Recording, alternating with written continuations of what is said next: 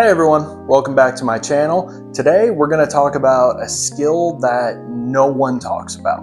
And it is one of the most tragically ignored and underutilized skills when it comes to athletic performance. And that is the art of goal setting.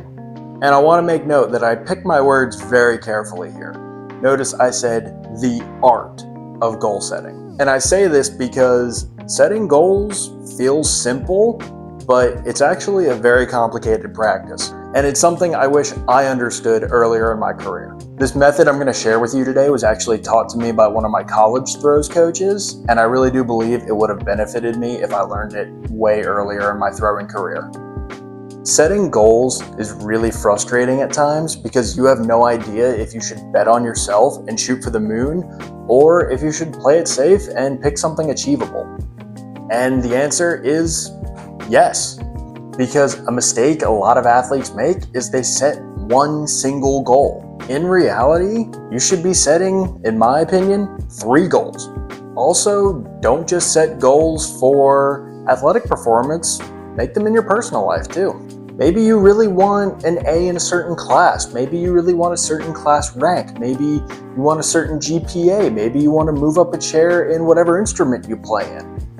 Goals don't just have to stop at athletics. To go through the 3 goals that I like my athletes to set, I'm going to use examples. And my example is going to be of a high school girl shot putter who just finished her junior year throwing 30 feet in shot put. Goal number 1 should be one it's not easy, but it should be fairly achievable. A goal that, as long as you do what you need to in practice and you watch some videos and improve that way, you shouldn't have an issue achieving it. In this instance, for a 30-foot shot putter girl who was heading into her senior year, her level 1 goal would be anywhere from 30 feet 6 inches to 30 feet 8 inches.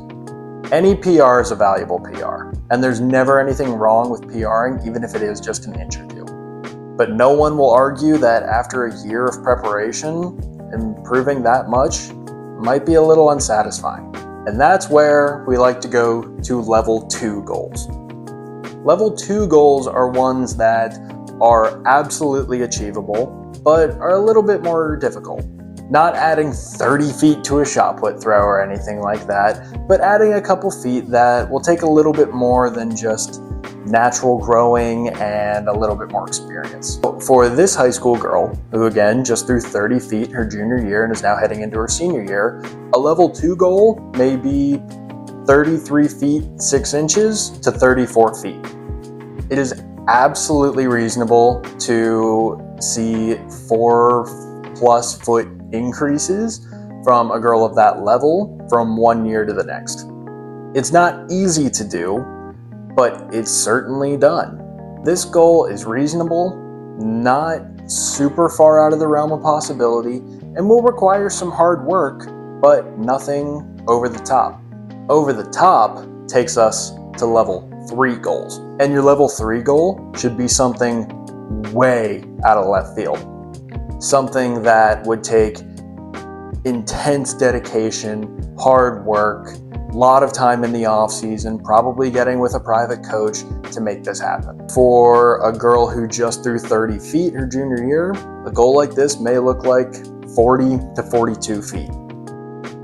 Obviously, increasing 10 feet in 1 year is extremely difficult to do. It's not unheard of, but it's certainly not common for a reason. And this would be a goal where the athlete is really shooting for the stars, and if they achieved it, will put them at a completely different level of competition.